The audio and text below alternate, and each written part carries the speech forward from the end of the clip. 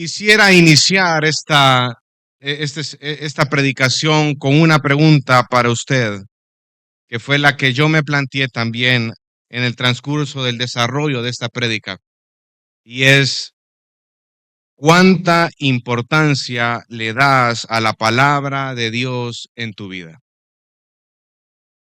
¿Cuánta importancia le das a la palabra de Dios en tu vida? Porque la palabra de Dios es necesaria. La palabra de Dios transforma los corazones, transforma el corazón incrédulo que estaba muertos en sus delitos y pecados y ahora adora a Dios y ahora responde en obediencia a Dios. La palabra tiene un poder transformador increíble, pero también a nosotros como creyentes nos sigue transformando. A la luz de esta verdad y a la luz de esta realidad, ¿cuánta importancia le das a la palabra de Dios en tu vida? Y eso es lo que vamos a tratar de estudiar en esta mañana, la palabra de Dios. El sermón se llama El camino de la conversión. Pero para que nosotros como creyentes podamos proclamar las verdades del Evangelio, en primer lugar, esas verdades tienen que ser una realidad en mi vida.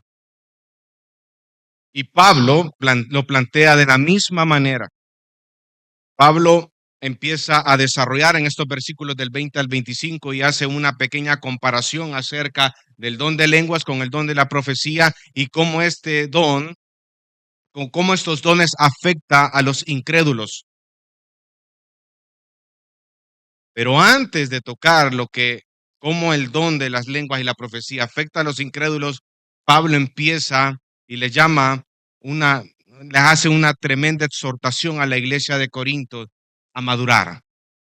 Vamos al versículo 20, y ese es el primer punto esta mañana, un llamado a la madurez. Mire lo que dice 14:20, dice: hermanos, no sean niños en la manera de pensar.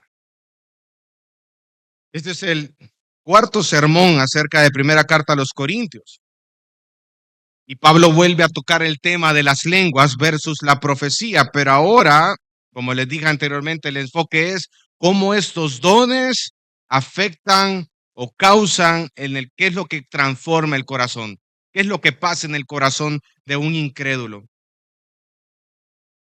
Y antes de entrar al propósito de las lenguas que él lo empieza a desarrollar y al propósito de la profecía, hay algo que debo de destacar, y es que como creyentes debemos de atesorar la palabra de Dios en nuestra vida.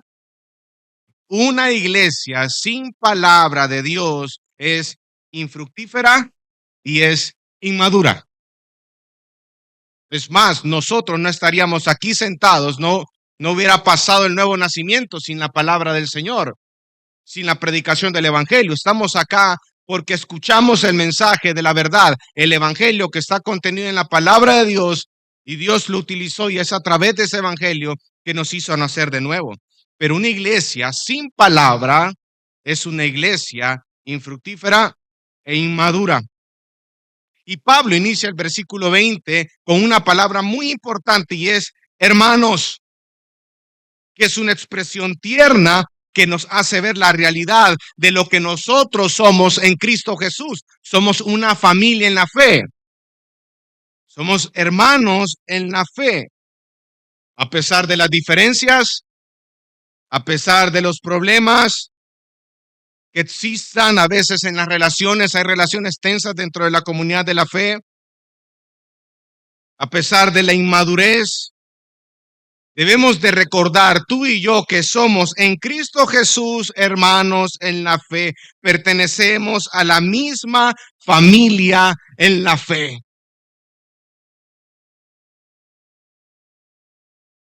Qué precioso es recordar eso, hermano.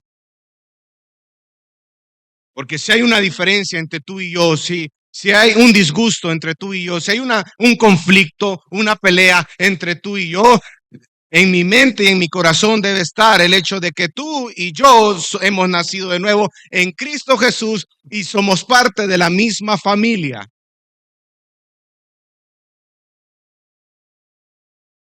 Cristo nos ha hecho familia a través del sacrificio de la cruz del Calvario. Y es a esta familia en la fe, como eran los corintios, que Pablo les dirige las siguientes palabras, versículo 20: no sean niños en la manera de pensar. En otras palabras, dejen de pensar inapropiadamente.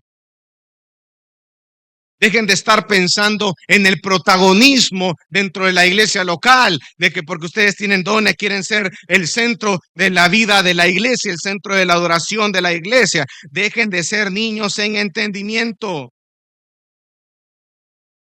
Los principales culpables de la inmadurez en la vida de la iglesia de los corintios eran los mismos corintios. Ellos eran los culpables de la inmadurez, porque habían desviado su atención de lo importante que es la palabra de Dios y habían encontrado toda su atención en el protagonismo, en el uso del don de las lenguas en la iglesia.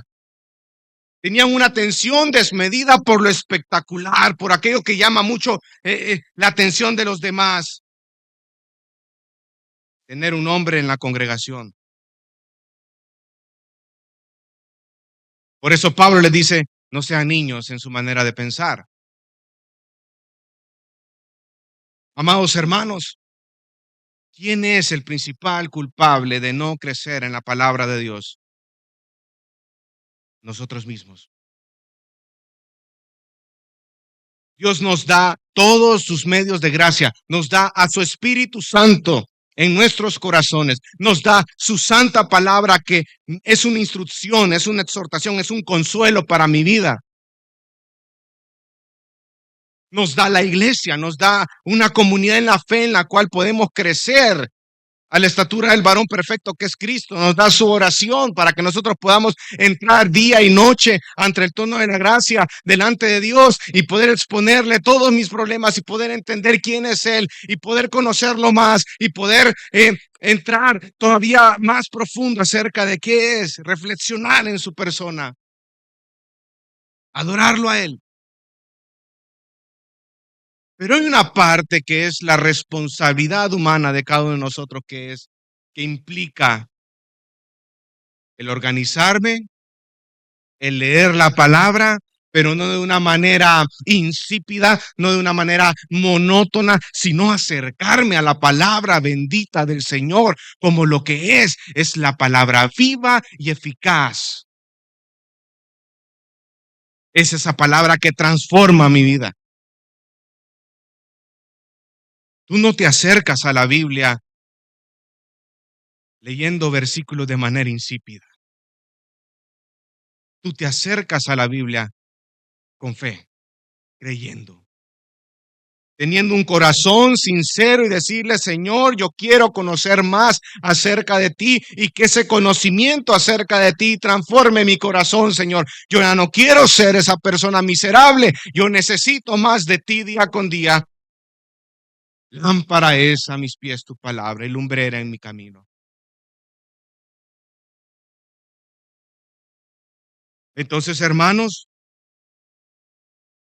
la madurez implica obediencia en la palabra.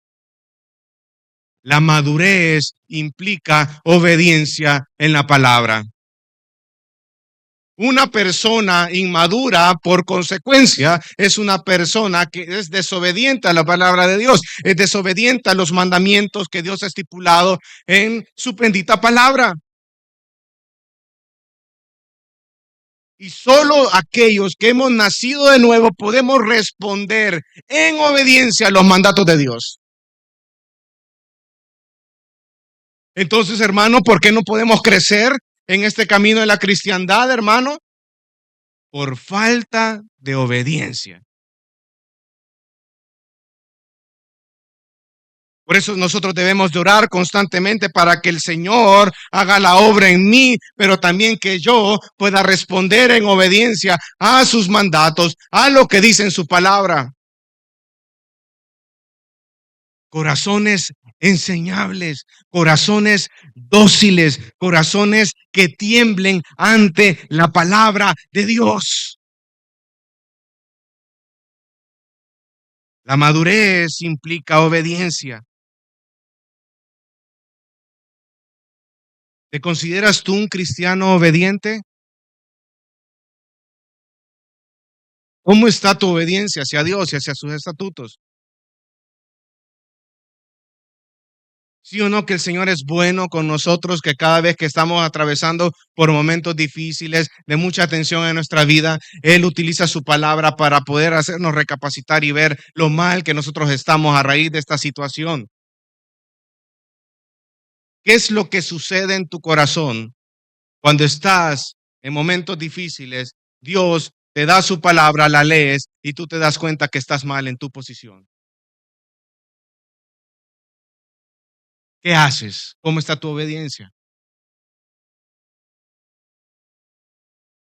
Dices en tu mente, Señor, fallé, perdóname, no actué como tenía que actuar. Pero a partir de ahora, Señor, gracias por hacerme ver esto en tu palabra. Voy a tratar de enmendar y caminar de una mejor manera que te pueda glorificar. ¿Es así como tú resuelves las cosas en tu vida, hermano? ¿Con obediencia? O por el otro lado, cuando Dios te da a conocer a través de su palabra lo mal que estás tú, en tu necedad te enconchas y piensas tener la razón. Una de las cosas provoca madurez, la otra inmadurez. ¿Quiere usted crecer en su caminar cristiano? Aprenda a ser obediente a la palabra de Dios.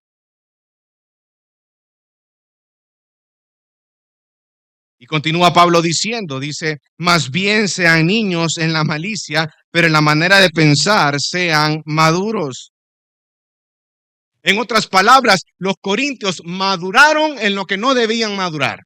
¿En qué? En la malicia, en la impiedad, en la iniquidad, en tener esos sentimientos detestables contra el otro hermano.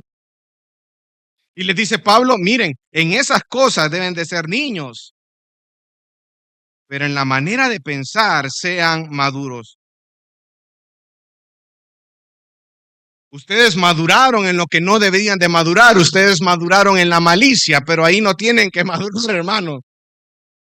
Ustedes deben de madurar en su manera de pensar, deben de ser adultos. Así que hermanos, ¿en qué áreas de tu vida en este momento tú estás madurando? ¿En qué áreas? ¿Dominio propio? ¿En qué áreas? ¿En no resentirte? ¿En no enojarte? ¿En poder ocupar palabras para edificación y no de queja? ¿No palabras destructivas? ¿Qué áreas son las que Dios en su gracia y en tu misericordia está trabajando en tu vida actualmente? ¿En cuáles áreas estás madurando? ¿En dependencia y confianza con Dios?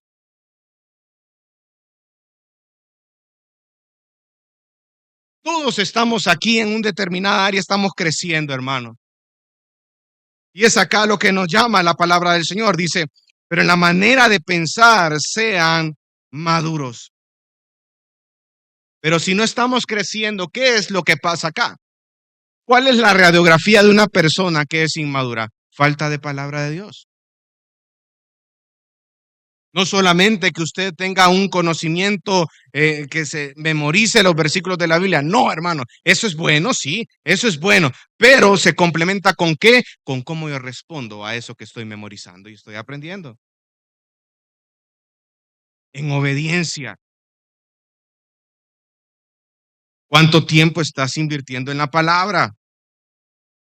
Probablemente tú no tienes un corazón enseñable. Ora para que el Señor pueda seguir transformando tu corazón y que puedas ver la palabra de Dios atesorar la palabra de Dios, discernir la palabra de Dios para tu vida.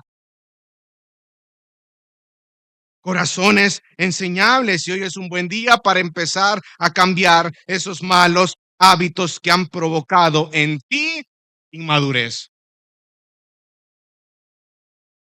No es mañana, es ahora. Creo que como creyentes debemos de tener un fuerte anhelo por crecer en la palabra de Dios, por echar raíces en la palabra de Dios, por crecer en el carácter de Cristo día con día, a través de las pruebas, a través de las dificultades. Pero esto, hermano, no va a venir como por arte de magia, va a venir de la noche a la mañana. No, es un proceso de dependencia en Dios continuamente. Dios nos ha dado todo lo necesario. ¿Qué esperas tú para poder crecer en eso? Madurar en su manera de pensar, crecer, asimilar la verdad de Dios, creer y obedecer la palabra de Dios. Y esto es importante no solo a nivel individual, sino también a nivel de iglesia colectivamente. Y es acá donde vamos al segundo punto de esta mañana, la importancia de la palabra en la iglesia. Vamos al versículo 21. Mire lo que dice el versículo 21. En la ley está escrito, por hombres de lengua extrañas y por boca de extraños hablaré a este pueblo, y ni aun así me escucharán, dice el Señor. En estos versículos vamos a estudiar porque nos hace un fuerte llamado a reflexionar del por qué hacemos lo que hacemos en la iglesia. Pablo va a entrar ahorita en un tema y él le va a enseñar a la iglesia de Corinto el propósito de las lenguas. Y posteriormente él va a estudiar acerca, le va a enseñar a la iglesia de los Corintios el propósito de la profecía. Pero en primer lugar vamos a ver el propósito de la lengua. Posteriormente, Pablo enseña el propósito y después lo aplica al contexto en el cual está viviendo los corintios. Es decir, lo aplica en la vida de la iglesia. Y mire cómo inicia el versículo 21. Dice, en la ley está escrito.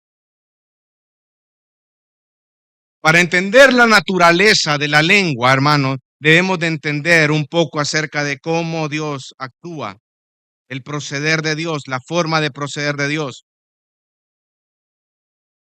Cuando dice en la ley está escrito, está haciendo alusión a todo el Antiguo Testamento.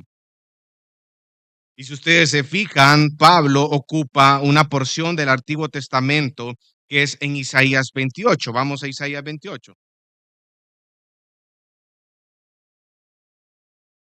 Isaías 28:11.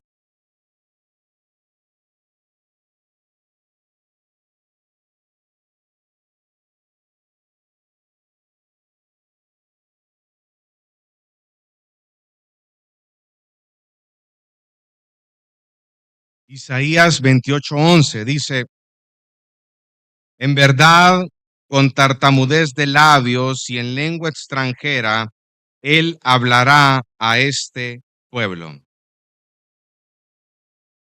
¿A quién se estaba dirigiendo esta amonestación? Dios estaba hablando al pueblo de Israel en una etapa de rebeldía del pueblo. Y es interesante poder estudiarlo en su contexto, porque Dios le estaba diciendo al pueblo de Israel, específicamente a Israel del norte, que les iba a enviar un juicio de parte de él para ellos, por su rebeldía, por su idolatría, porque ellos se habían volcado a otros ídolos, habían dejado la ley, habían dejado el mensaje de los profetas, y Dios viene y les dice, les voy a enviar un juicio hacia ustedes, Israel. ¿Y cuál era ese juicio? Que él iba a mandar a un pueblo de lengua extranjera, de lengua extraña, que dice en el versículo 11, que tiene tartamudez de labios y es de lengua extranjera. Él hablará a este pueblo. Dios iba a enviar a un pueblo de lengua extranjera para enjuiciar al pueblo de Israel. Y esto sucedió. Dios envió a los asirios en el año 722 antes de Cristo por juicio hacia el pueblo de Israel del norte. Dios había hablado palabras por medio del profeta, no solo Isaías, sino otros profetas, pero ellos no tomaron el consejo de Dios. Por eso Dios decidió adoptar otro medio de comunicación en una manera extraordinaria, enviando juicio a través de los asirios. Ahora, ojo, hermano, antes de que usted venga en la mente, qué complicado es Dios. No, no digas eso. Dios es bueno y Dios es misericordioso. La Biblia lo dice y lo sostiene durante todas las páginas de las Escrituras. Pero Dios también es justo y Dios es fuego consumidor, hermano.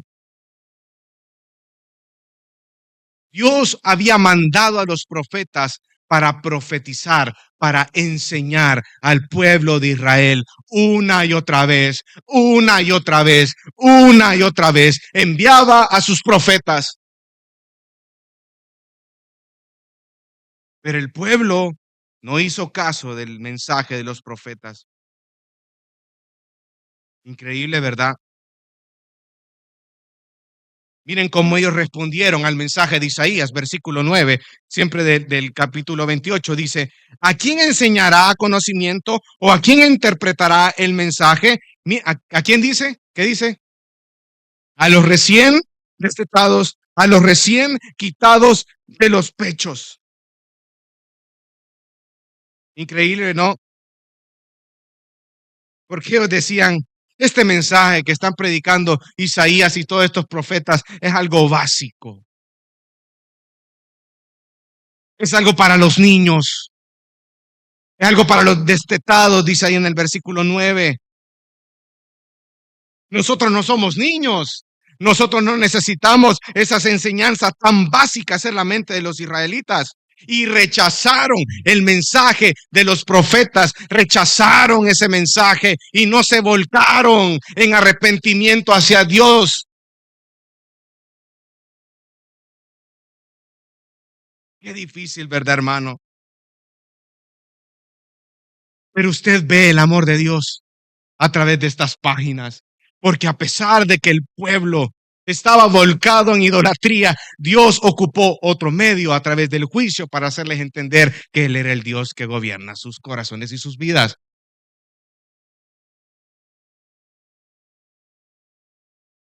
Y es en ese contexto del cual Isaías está desarrollando el capítulo 28. Dios hizo algo tremendamente maravilloso que ellos no podían entender. Él les mandó gobernadores de lengua extranjera. En otras palabras, lo que Dios estaba diciendo a través de Isaías a Israel es de que en el momento que ustedes escuchen a los asirios una lengua extraña, es porque yo estoy haciendo un juicio delante de ustedes. Si no lo entendieron a través del mensaje de profetas que yo mismo envié hacia ustedes, Israel, para que se convirtieran de sus malos caminos y se arrepintieran de su idolatría, pues van a entender en lengua de extranjeros a través de un juicio, de una manera maravillosa, que Dios está enjuiciando porque Dios es justo y los amo. Es increíble, ¿verdad? ¿Saben? Porque muchas veces ustedes pueden decir, que Israel, Israel, Israel. No, pongámoslo en palabras de ahora. ¿Cuántas veces el mensaje se ha dado una tras otra vez en tu vida, hermano, y tú no respondes en arrepentimiento a ese pecado que estás ahí metido y que quieres abrazar y no quieres soltar?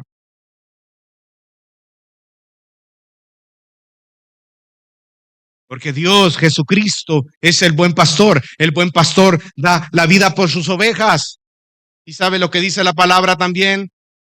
Mis ovejas oyen mi voz, me responden, y nadie las apartará de mí. Por eso Dios muchas veces ocupa otros medios para nosotros hacernos entender y recapacitar en sus caminos. Y gloria a Dios por ello, porque es parte de su amor para con nosotros.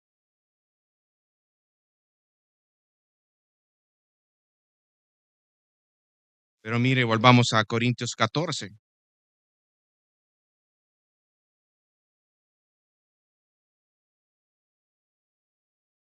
Dice, por hombre de lenguas extrañas y por bocas de extraños hablaré este pueblo y ni aún así me escucharán, dice el Señor. Qué difícil, ¿verdad? Ni aún así me escucharán. Dios adoptó una manera para cautivar la atención de sus oyentes. Las lenguas en los días de Isaías era una prueba de la presencia y de la actividad divina. Era una prueba de la presencia y de la actividad divina. Y el pueblo de Israel no entendería la lengua de los asirios, pero sí iban a entender o sí entendieron en forma negativa que Dios estaba realizando su juicio sobre ellos.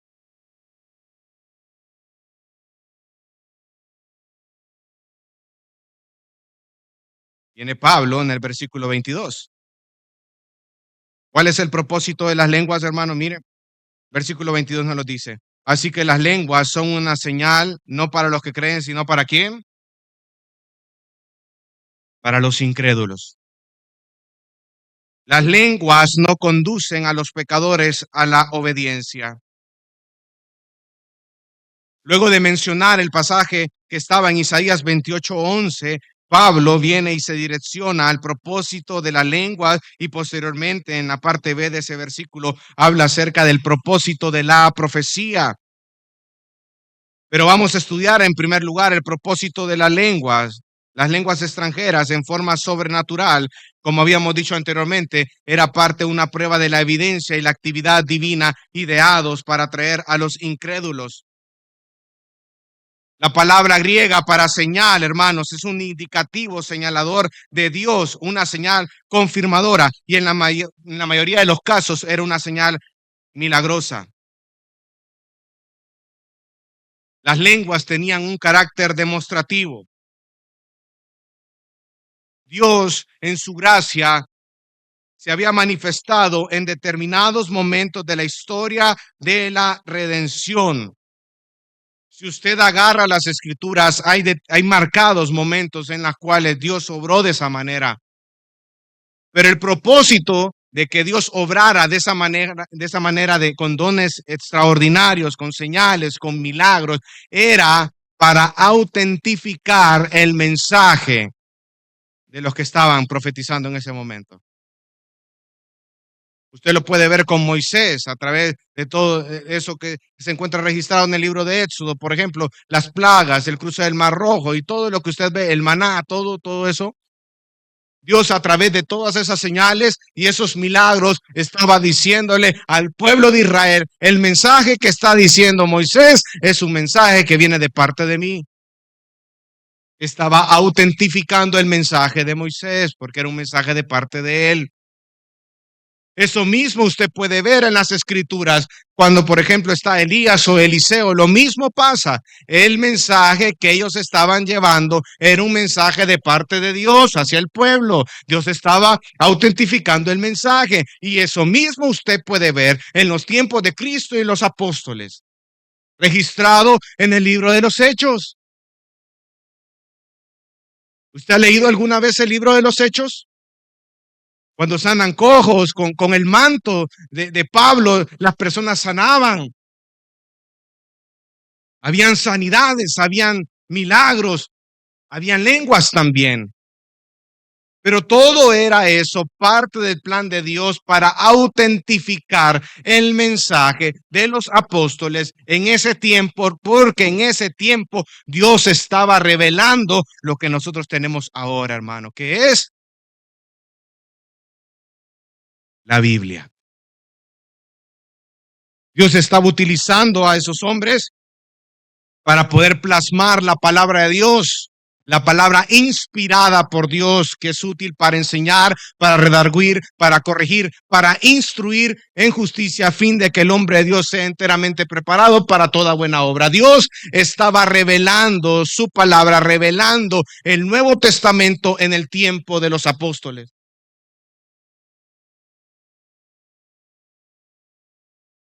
Estaba diciendo, en otras palabras, el mensaje de estos viene de mí.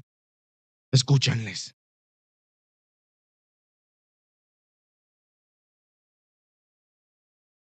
Pero no perdamos de vista lo que les mencioné anteriormente. Dios estaba poniendo el fundamento de los apóstoles, que era Cristo mismo, Efesios 2:20. Por eso habían señales, por eso habían milagros de esa manera en ese tiempo. Dios estaba autentificando el mensaje. Pero dice Pablo en el versículo 22 que estas lenguas eran señales no para los creyentes, sino para los incrédulos. ¿Por qué?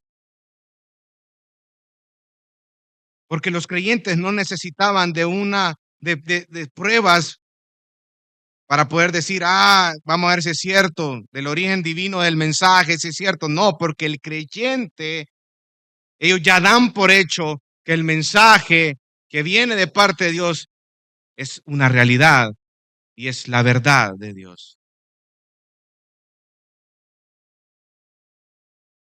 Los creyentes no necesitamos de señales, de sanidades, de milagros espléndidos para creer en la palabra de Dios, hermano. Qué milagro más maravilloso fue el hecho de que hemos nacido de nuevo, que estábamos muertos en nuestros delitos y pecados y ahora nosotros respondemos en obediencia y fe hacia nuestro Dios, hermano. ¿Qué más prueba acerca de que la realidad de esta palabra, de este evangelio en tu propia vida, si no fuera tu nuevo nacimiento? Pero los incrédulos no es así. La mente madura entendía esto. Lo mismo implicaba las lenguas que se encuentran registradas en Hechos capítulo 2, en Hechos 10, del 44 al 48, Hechos 19, del 1 al 7, aunque de una manera diferente. Dios estaba hablando con lenguas de diferentes naciones para que lo mismo que Isaías, para decirle al pueblo de Israel, ustedes rechazaron a Cristo.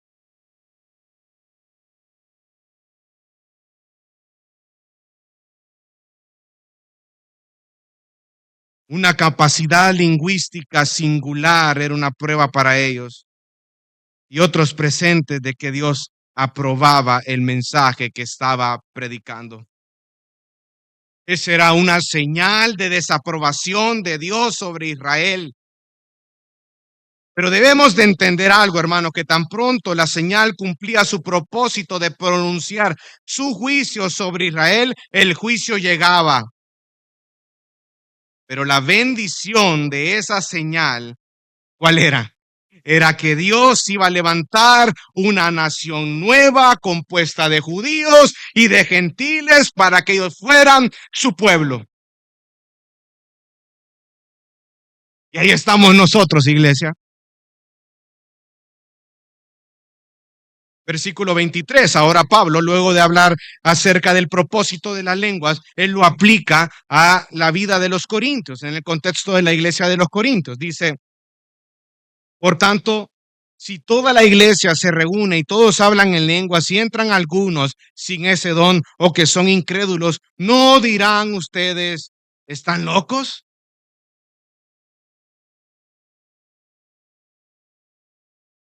Los corintios estaban viviendo eso. Ahora Pablo les dice, imagínense por un momento, hermanos, están en una asamblea, todos están hablando en lenguas, y viene y entra una persona incrédula o una persona que no tiene ese mismo don. ¿Qué creen ustedes que van a pesar o a pensar esas personas cuando vean todo este tipo de cosas? ¿Qué va a provocar eso en las personas que estén ingresando, Corintios? ¿Ustedes creen que a través del don de lenguas ustedes van a evangelizar a esa persona incrédula? Y eso es lo que trae Pablo a la mente de los corintios en este momento. Y saben que tienen en común tanto la persona incrédula como la persona que no tiene ese don, es su incapacidad de poder comprender lo que estaban hablando. ¿Y cómo responden estas personas que están ingresando en la asamblea de los corintios y están viendo todo esto que están hablando en diferentes lenguas, diferentes idiomas? Ahí están unos en alemán, otros en ruso, otros están hablando ahí americano, ahí están los españoles, los italianos por allá. ¿Cómo creen ustedes que van? ¿Qué van a pensar esas personas cuando entren? Ahí les dice Pablo, ¿no dirán que ustedes están locos? ¿Qué locura es esta, la que acabamos de presentar? Dice, porque a ellos les va a parecer algo inapropiado y es algo que va a traer descrédito para ustedes. Ahora, no debemos de dejar pasar por alto que en dónde se da esto, hermano, en la iglesia. Pablo lo enmarca en la vida de la iglesia, que se da dentro de la iglesia, y en lugar de atraerlos para su conversión, lo que estaba ocasionando era totalmente lo contrario. Los que ellos querían, no, estos están locos, yo mejor me voy de aquí. Están ocasionando algo contrario, alejamiento. Esas personas que necesitan al Dios vivo,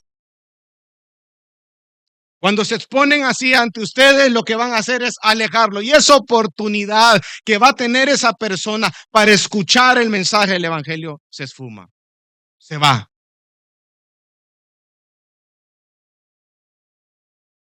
Y es curioso porque los corintios pensaban que este don era algo espectacular, pero en realidad Pablo los viene y les dice, no, hermanos, yo quiero que entiendan el punto. Este don de las lenguas era para los incrédulos. Y por eso le enmarca dentro de la iglesia con este ejemplo. Les dice, miren, supongamos que vienen una persona incrédula y una persona que no tiene este don y entran y la asamblea está de esa manera. ¿Qué va a provocar eso en ellos? Que se vayan. Lo que tú consideras como algo espectacular era en realidad algo que se estaba convirtiendo en un objeto de burla cuando era utilizado en los momentos de adoración. Y este es un tremendo llamado de atención a la iglesia de Cristo de hoy en día. No perdamos el tiempo en aquellas cosas que no edifican al cuerpo.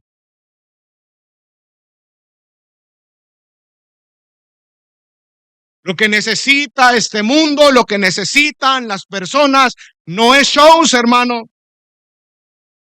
No son máquinas de humo. Lo que ellos necesitan es el evangelio de Jesucristo. Necesitan palabra, necesitan ser expuestos, porque solo a través de ese mensaje del evangelio es que las personas son convertidas. Así Dios lo diseñó, así Dios lo estipuló.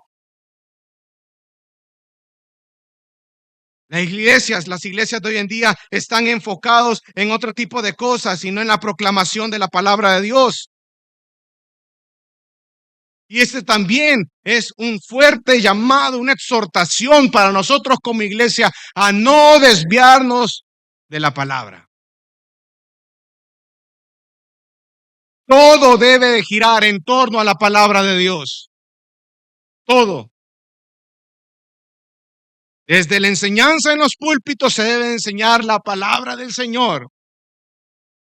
Los momentos de alabanza, ¿en torno a qué? A la palabra del Señor. Momentos de discipulado, ¿en torno a qué? A la palabra del Señor.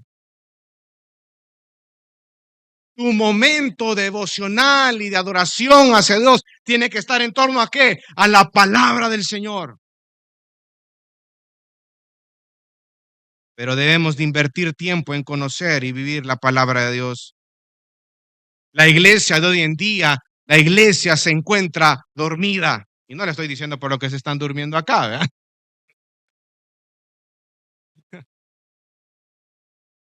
Pero la iglesia de hoy en día se encuentra dormida. Nos da igual leer o no leer la palabra de Dios. Nos da igual que pase una semana sin poder interactuar con la palabra de Dios. Estamos dormidos. El enfoque, la atención del pueblo de Dios está en otras cosas y no en lo que debe de ser, que es la palabra del Señor. Lámpara es a mis pies tu palabra y lumbrera en mi camino. Pero no es algo monótono, hermano, no es algo, algo monótono, no es algo insípido, no, es acercarte a la palabra del Señor, conocer y vivir esa palabra en mi vida. Porque es la palabra viva y eficaz. La palabra de Dios es fundamental en la iglesia. ¿Por qué? Porque transforma los corazones.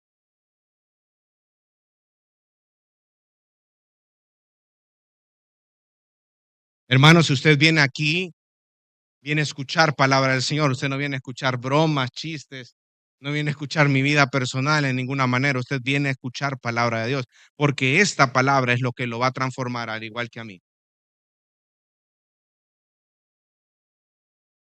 Por eso este tiempo es un tiempo hermoso y por eso nosotros desde hace unos meses venimos, hermanos, por favor, el celular en silencio, traiga su Biblia, traiga su agenda, traiga su lapicero, ponga atención, anote. ¿Sabe por qué? Porque estamos aprendiendo la verdad de Dios y la verdad de Dios transforma. Y ese es el tercer punto de este sermón. La palabra de Dios transforma los corazones. En primer lugar, la palabra de Dios transforma al creyente, el corazón del creyente. Vamos al versículo 22, parte B. Dice,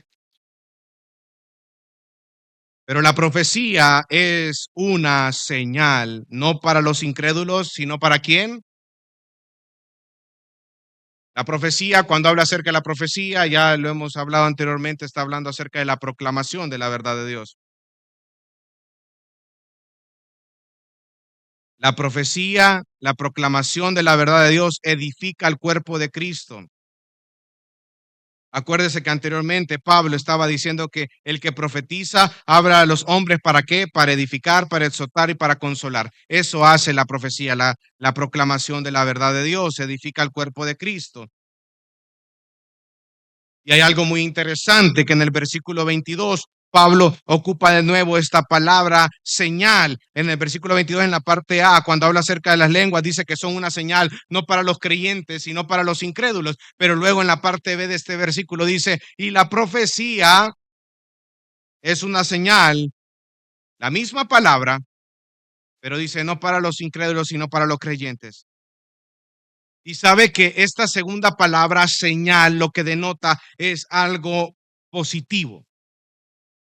En el primer caso estaba hablando algo negativo, ahora está hablando algo positivo, algo que bendice a la vida del creyente. La palabra de Dios. Y aquí viene la pregunta que tengo para ti. ¿Qué ha transformado la palabra de Dios en tu vida?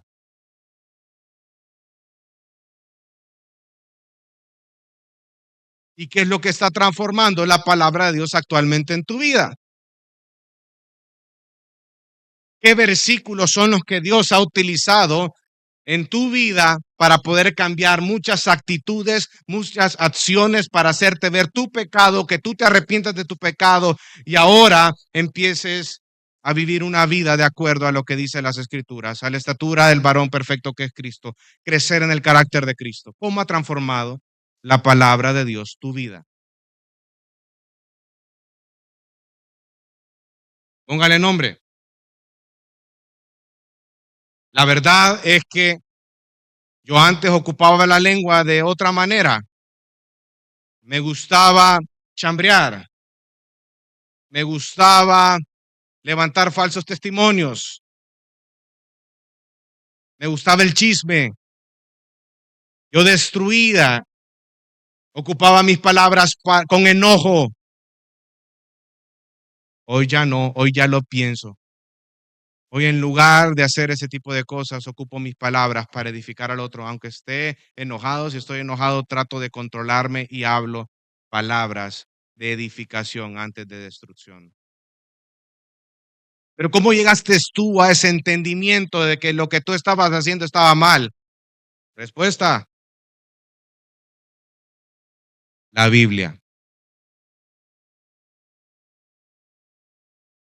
Sean vuestras palabras sazonadas con sal.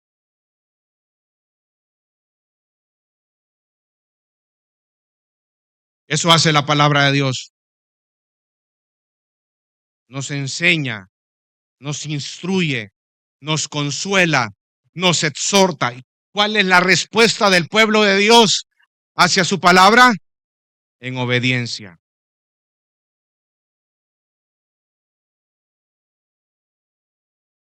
¿Qué es lo que Dios está transformando a ti?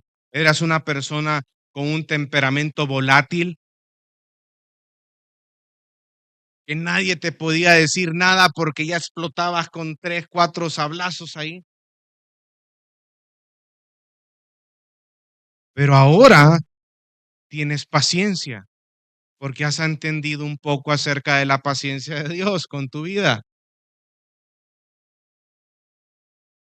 Y ahora esa volatilidad con la que explotabas antes ya no existe. Y ahora eres humilde y eres paciente con aquellas personas que te hacen daño. ¿Qué fue lo que ocasionó en ti ese cambio en tu manera de pensar? La palabra de Dios. Y la palabra sigue transformando el corazón del creyente. Pero también la palabra de Dios convierte al incrédulo. Vamos al versículo 24.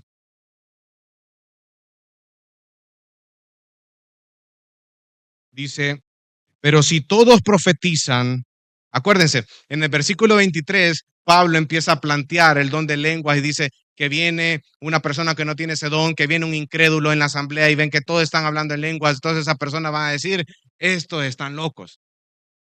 Pablo ocupa el mismo ejemplo, pero ahora utilizando el don de la profecía. Y mire lo que dice. Pero si todos profetizan y entra un incrédulo o uno sin ese don, ¿qué va a ocasionar la profecía en el incrédulo? Dice ahí, por todos será convencido y por todos será juzgado. Dos palabras. Lo vuelvo a aplicar a la vida de la iglesia. ¿Qué va a provocar la profecía? Frutos. Una reunión fructífera. Ocurre algo totalmente opuesto al don de lenguas. En lugar de emitir un juicio de que las personas van a estar diciendo que estos los que estaban ahí estaban locos, el que llega va a entender el mensaje, lo cual ese mensaje va a producir en esa persona una convicción. Por todos será convencido y por todos será juzgado. ¿Y qué es otra cosa que va a ocasionar en la vida de ese incrédulo a la hora de escuchar ese mensaje? En primer lugar, va a ser convicción y en segundo lugar, un examen interno. La convicción representa, amado hermano, y ponga mucha atención con esto, la convicción representa la obra del Espíritu Santo que convence al mundo de pecado, de justicia y de juicio, según Juan 16:8. Es la obra del Espíritu que está convenciendo a ese incrédulo. Convicción. Y lo segundo que va a producir ese mensaje es un completo examen interno. Es decir, esa capacidad de examinar acertadamente a personas o cosas espirituales. Primera carta a los Corintios 2, 14 y 15.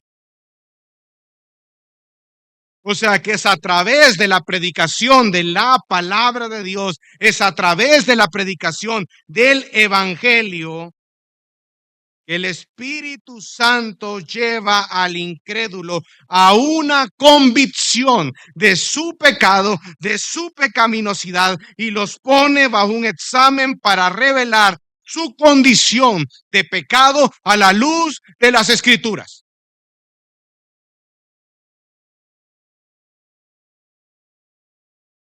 Increíble, ¿no? Porque esto es un fuerte llamado a nosotros como iglesia a proclamar el evangelio.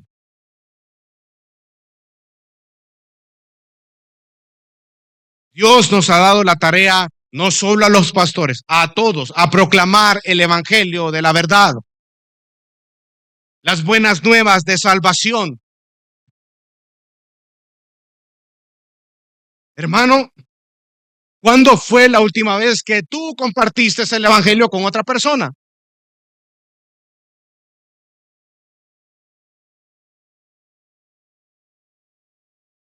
Si verdaderamente nosotros entendiéramos todas las implicaciones de lo que va a pasar en esa persona que no tiene a Cristo, la cual va a vivir una eternidad en el infierno, nosotros moveríamos, fuéramos más, tendríamos mayor iniciativa para poder compartir el mensaje del evangelio con nuestros familiares, con nuestros cónyuges, con nuestros compañeros de trabajo.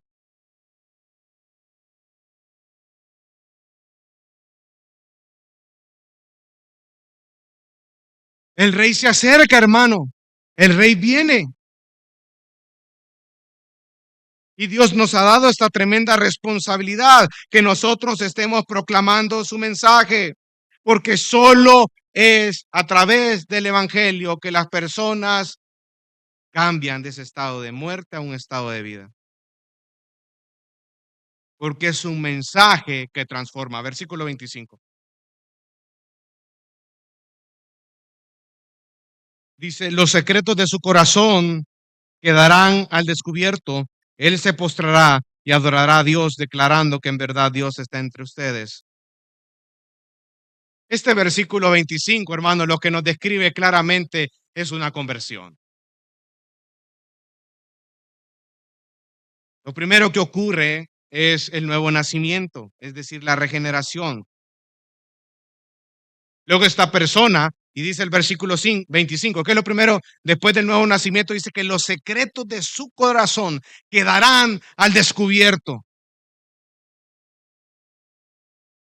Él mismo se da cuenta de su hallazgo. Él descubre algo que no conocía antes, las inclinaciones pecaminosas de su corazón. Y ahora se ve realmente como es, una persona miserable que ha pecado en contra de Dios. Los secretos de su corazón quedarán al descubierto. Soy una persona que ha pecado en contra de ese Dios santo. Soy una persona que estoy sucia. Soy una persona que merezco la ira de Dios. He vivido una vida en impiedad, lejos de Dios, lejos de Cristo. Él entiende los secretos de su corazón. Entiende que su inclinación era hacia el pecado y no hacia las cosas de Dios. ¿Y por qué esta persona entiende eso? Porque ha nacido de nuevo. Y ese es el proceso de la conversión, amado hermano. Pero me encanta porque dice el versículo 25 que los secretos de su corazón quedarán al descubierto. ¿Y él qué hace? Se postra. se postra. Cuando ustedes estamos o cuando nosotros estamos delante del Señor, delante de ese Dios santo y vemos como Isaías lo plasma, ¿verdad? Yo soy muy inmundo de mis labios, Señor. Tú eres un Dios santo. ¿Qué es lo que va a provocar eso en el corazón?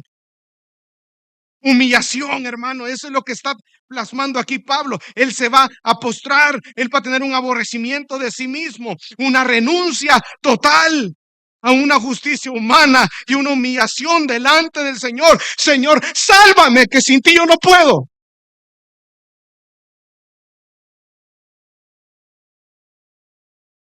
Lejos de ti yo no puedo, Señor.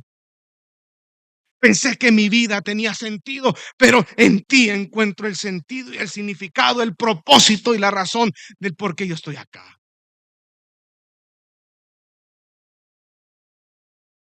Los secretos de su corazón quedarán al descubierto. Él se postrará en humillación. Y mire lo que dice lo tercero. Y adorará a Dios. Hubo una reconciliación con Dios. Va a entrar en comunión con Dios. Esto nos describe la conversión. Hemos nacido de nuevo. Estábamos abrazando nuestros pecados. Vemos lo miserable que nosotros somos. Los secretos de su corazón han sido descubiertos. Nos humillamos y adoramos a Dios y ahora abrazamos en fe a Cristo Jesús.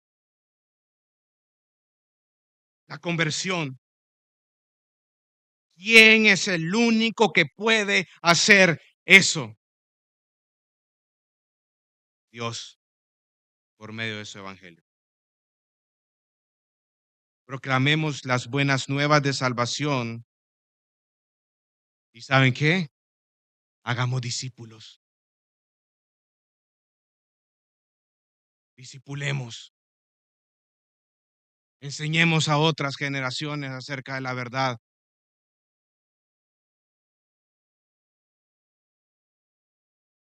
Mire cómo finaliza el versículo 25 y con esto vamos concluyendo. Declarando, ¿qué era lo que decían los incrédulos, los que no tenían el don de lenguas cuando entraban a la asamblea y todos estaban hablando en lenguas? Que decían, están locos. ¿Qué es lo que dicen aquellos que están siendo expuestos a la palabra? Versículo 25. Declarando que en verdad Dios está entre ustedes. El testimonio de una iglesia que proclama, pero no solo proclama, sino que también vive la verdad de Dios, vive la palabra. Luego de adorar a Dios, Él anuncia a todos que en verdad Dios está en ese lugar. Y es un gran contraste con lo que sucedía en el versículo 23. Amados hermanos, Dios es el que nos ha convocado en esta mañana para adorar su santo nombre. Dios habita en medio de su pueblo y cuando nos reunimos en nuestra asamblea, estamos acá reunidos para adorar el nombre santo de nuestro Dios. Y es hermoso pertenecer a una iglesia que está comprometida no solo con la proclamación de la verdad del evangelio, sino que sus vidas son testimonios vivientes del poder del evangelio.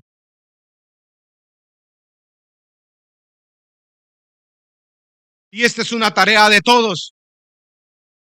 Que cuando vengan personas por primera vez aquí a la casa del Señor, sí, que escuchen la palabra, que estamos proclamando la verdad de Dios, pero que también vean una iglesia amorosa, una iglesia en la cual hay profundidad en cuanto a relaciones, una iglesia en la cual teme a Dios y está madurando a la estatura del varón perfecto de una manera colectiva.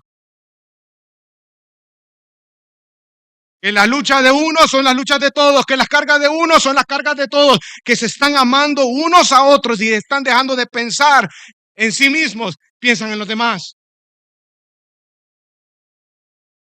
Pero los elementos indispensables es, en primer lugar, el amor. Y estuvimos predicando durante 10 sermones acerca del amor. Puedes recordarlos nuevamente. Un amor que no busca lo suyo, sino el bien del otro. Y el progreso espiritual en otros. Y el segundo elemento es el mensaje que parta de las Escrituras. Ese es nuestro curso, hermanos. Es nuestro camino para seguir siendo edificados y para alcanzar a los inconversos. No podemos proclamar un mensaje que ni tú y yo vivimos. Vivamos ese mensaje y proclamémoslo. Seamos consecuentes con lo que nosotros enseñamos.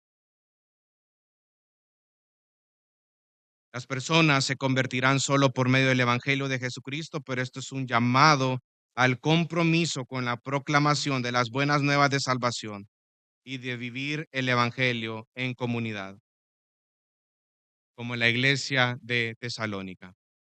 Vamos a primera carta a Tesalonicenses capítulo 1, versículos 5 y 10, y con esto terminamos.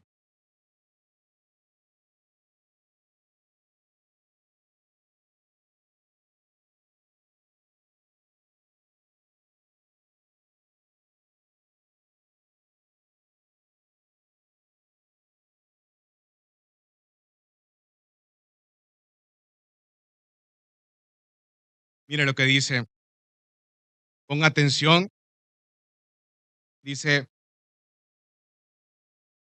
primera Tesalonicenses capítulo 1, versículos del 5 al 10.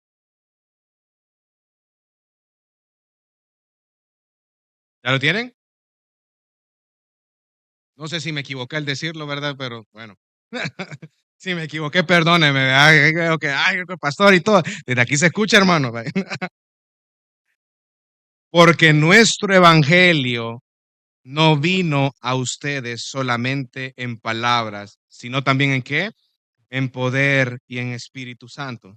Y con plena convicción. Mire, casi que los mismos términos que ocupaba Pablo en Corintios. Como saben qué clase de personas demostramos ser entre ustedes por el amor que les tenemos. Versículo 6.